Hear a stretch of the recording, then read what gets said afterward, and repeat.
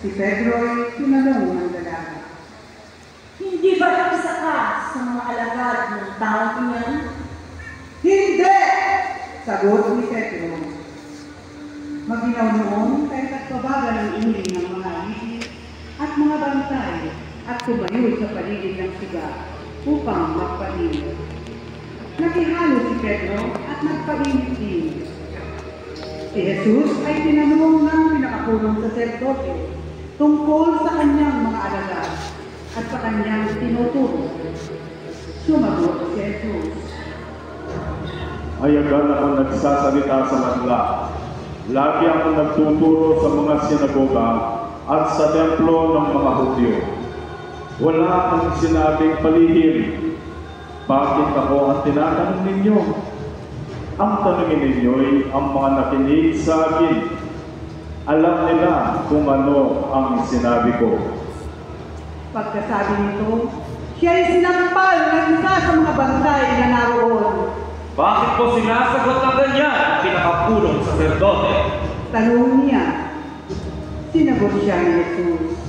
Kung nagsalita ako ng masama, patunayan ko. Ngunit kung mabuti ang sinabi ko, bakit mo ako sinampal? Si Jesus na nakaagapos pa noon ay pinadala ni Caiaphas, ang pinakapunong saserdote. Samantala, naroon pa si Simon Pedro at nagpapainit. Siya ay tinanong nila, Hindi ba alagad ka rin ng taong iyan? Hindi! Sagot ni Pedro. Tinanong naman siya ng isa sa mga alipin ng pinakapunong saserdote. Kamag-anak ng lalaking tinigpasan niya ng payo. Hindi ba ikaw ang nakita kong kasama ni Jesus sa halamanan? Muling tinatwa ito ni Pedro. Siya namang pagtinawag ng manok. Mula sa bahay ni Caiaphas, si Jesus ay dinala nila sa palasyo ng gobernador. Umaga na noon. Hindi pumasok ang mga Hudyo sa palasyo ng gobernador upang sila ay huwag may turing na di dapat kumain ng hapunang Pampaskwa. Kaya sa labas sila tinanggap ni Pilato at tinanong, Ano ang saktan ninyo laban sa taong ito? Sumagot sila, Kung hindi po siya gumawa ng masama, hindi namin siya tatanggin sa inyo. Sinabi sa kanila ni Pilato, Dalhin ninyo siya at hatulan ayon sa inyong kautosan. sumagot ang mga Hudyo, Wala po kaming kapangyarihan umatay ng mananayang kanino man. nangyari ito upang matupad ang sinabi ni Jesus tungkol sa paraan ng kanyang pagkamatay. Si Pilato ay pumasok ulit sa palasyo at tinawag si Jesus. Ikaw ba ang hari ng mga Hudyo? Tanong niya, sumagot si Jesus. Iyan ba'y galing sa inyong sariling kaisipan o may nagsabi sa inyo? Ako ba'y Hudyo? Tanong ni Pilato. Ang mga kababayan mo at ang mga punong saserdote ang nagdala sa iyo dito. Ano ba ang ginawa mo? Sumagot si Jesus. Ang kaharian ko ay hindi sa sanlibutan ito. Kung sa sanlibutan ito ang aking kaharian, ipinagpaglaban sana ako ng aking mga tauhan at hindi may pagkanulo sa mga Hudyo. Ngunit hindi sa sanlibutan ito ang aking kaharian. Kung gayon, isa kang hari? Sabi ni Pilato. Sumagot si Jesus. Kaya na ang nagsasabi ako'y hari. Ito ang dahilan kung bakit ako pinanganak at naparito sa sanlibutan upang magsalita tungkol sa katotohanan. Nakikinig sa aking piling ang sinumang nasa katotohanan. Ano ba ang katotohanan? Tanong ni Pilato. Pagkasabi nito, muling lumabas si Pilato at sinabi sa mga Hudyo, Wala akong makita kasalanan sa tao ito. Ngunit ayon sa inyong kaugalian, dapat akong magpalaya ng isang bilanggo kung araw ng Pasko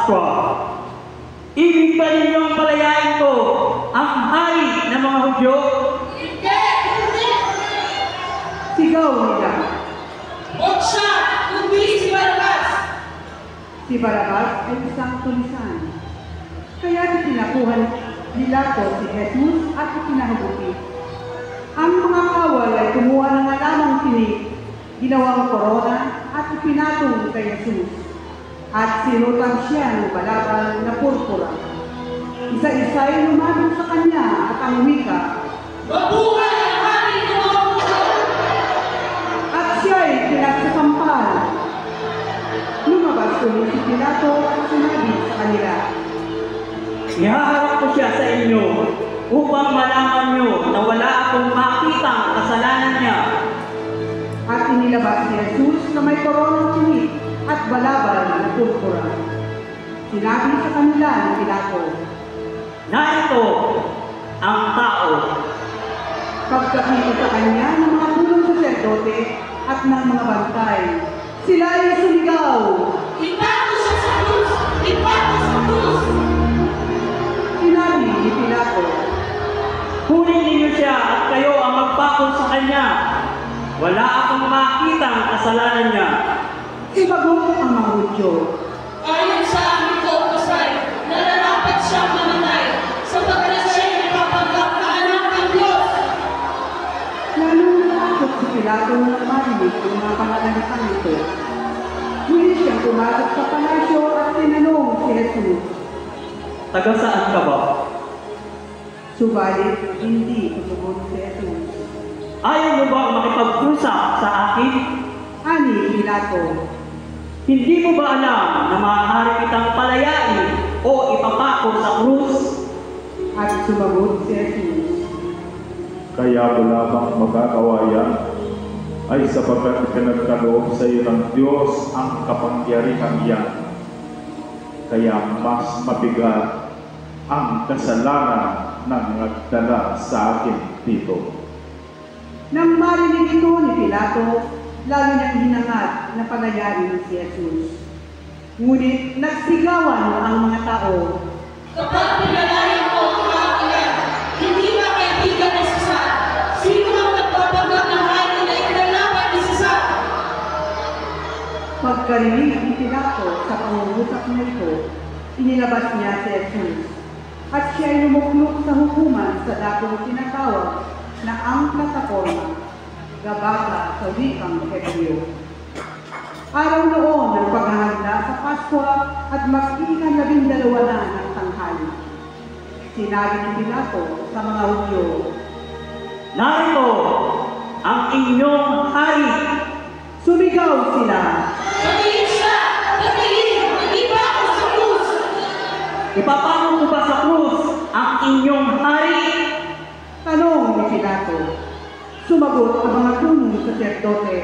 Wala kaming hari, kundi ang Cesar. Kaya si Jesus ay binigay sa kanila ni Pilato upang ipako sa krus. Kinuha nga nila si Jesus at lumabas siya na basa ng kanyang krus patungo sa lugar na kung tawagin dako ng bungo. Golgota sa wikang Hebreo. Pagdating doon, siya ay ipinako sa krus kasama ng 2 pa, isa sa gawing kanan at isa sa kaliwa. Sumulat si Pilato ng ganitong pangungusap at ipinalagay sa krus. Si Jesus na taga Nazaret, ang hari ng mga Hudyo. Nasusulat ito sa mga wikang Hebreo, Latin at Griego, at marami sa mga Hudyo ang nakabasa nito. Sapagkat malapit sa lungsod ng dakong pinagpakuan kay Jesus. Kaya't sinabi ng mga punong saserdote kay Pilato, Huwag ninyong isulat na hari ng mga Hudyo, kundi sinabi ng tao ito, ako ang hari ng mga Hudyo. sumagot si Pilato. Ang naisulat ko na.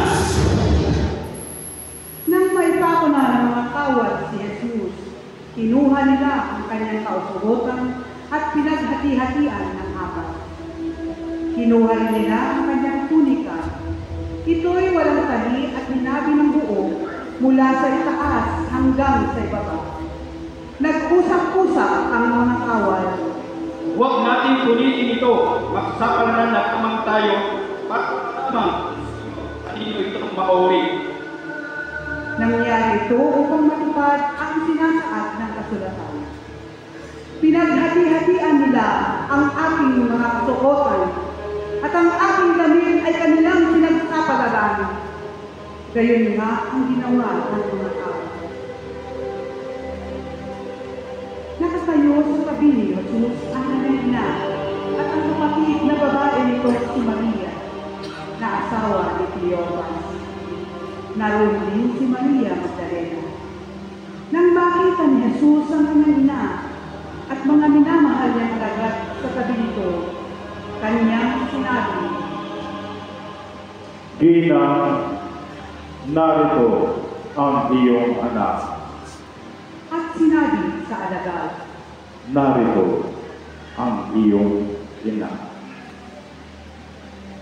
mula noon siya'y pinatira ng alagad nito sa kanyang bahay. Pagkatapos ito, alam ni Jesus na magalap na ang lahat ng bagay. At bilang katuparan ng kasulatan, ay sinabi niya, Nauuhaw ako. may isang mangkok doon na puno ng maasim na alak. Itinubog nila rito ang isang espongha, ikinabit sa sanga ng isopo at idiniik sa kanyang bibig.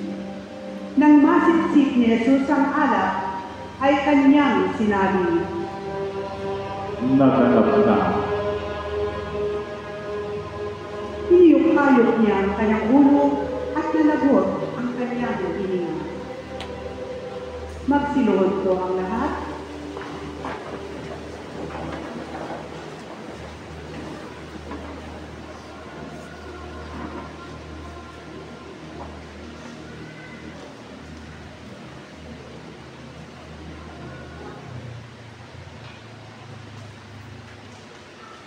Tumayo po.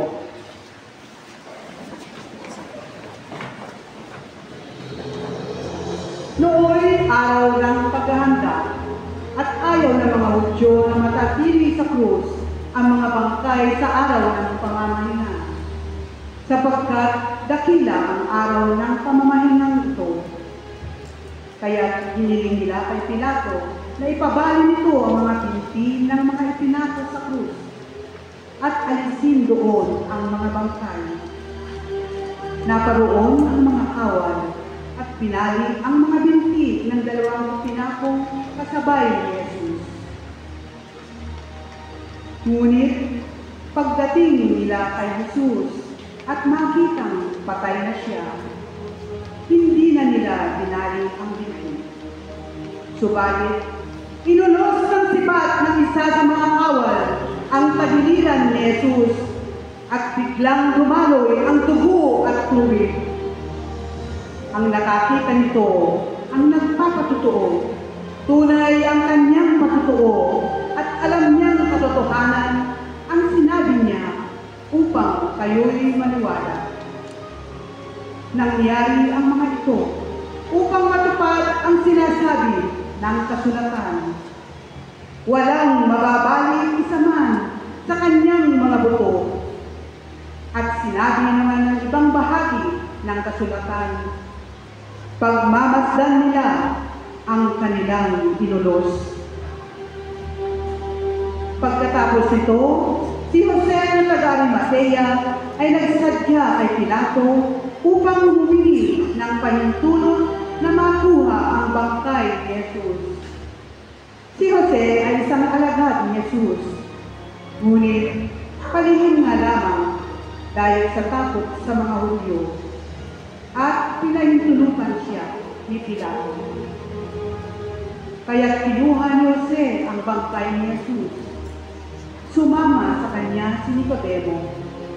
May dalang pabango, mga 100 libra ng pinaghalong mira at aloe. Siya ang nagsadya kay Jesus isang gabi. Kinuha nila ang bangkay ni Jesus at nilagyan ng pabango habang binabalot sa kayo ng ilog, ayon sa kaugilan ng mga Hudyo. Sa pinagpakuan kay Jesus ay may isang halamanan, at dito'y may isang isang bagong libingang hindi pa napaglilibingan. Yamang nooy araw ng pag-aanda ng mga Hudyo, at dahil sa malapit naman ang libingang ito, doon nila inilibing si Jesus.